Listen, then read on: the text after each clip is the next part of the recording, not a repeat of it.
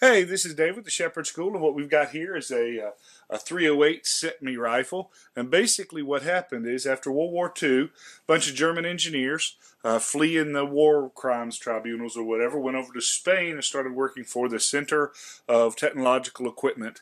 And in Spanish, the abbreviation would be Cetme.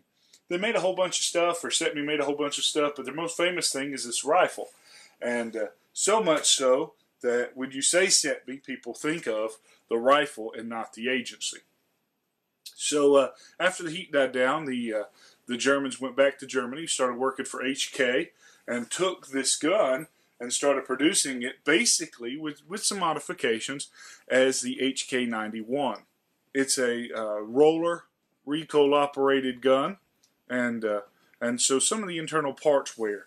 And as you get this gun, one of the things you need to do is to see if it's safe to operate. And the way you do that is check the bolt gap, which is the gap here in between, the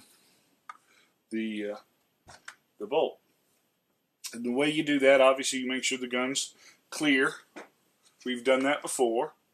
Lock it back. All right. Do the HK bolt snap, where you just pop it, fire it.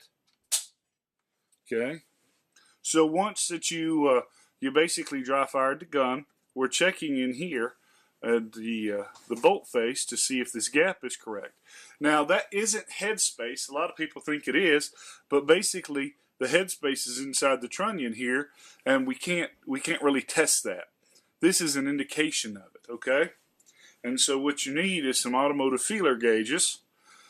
I've heard about doing this with paper, but I haven't ever got it really to work with paper.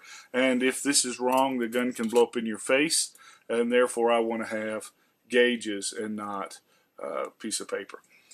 The gap should be between 0.3 to 0.5 millimeters, which is about I don't know if you can see that, 0.012 to 0.020 of an inch. And this one I've got it at the smallest, which I guess you could consider a no-go gauge, at 0.012.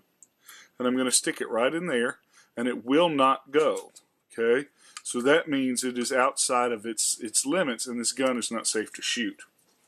Just for the purposes of messing around, let's try something a little smaller and see if we can get a measurable bolt gap. See how it goes in there pretty easy. I don't have to force it. That is 0.0015 or 0.04 millimeters, which is way too small for safe firing. Try another one. And that won't go in smoothly either, and that's pretty small. So no fear, there is a way to deal with that. Because these parts wear, and you need to check this over time with your gun, because these parts wear, they make some pieces that increase that bolt gap, and these are rollers. And we're going to show you in just a second in another video how to change those rollers out. So that's how you check your bolt gap. If it's not right, you got to change the rollers, and tune in and we'll do that. Thanks.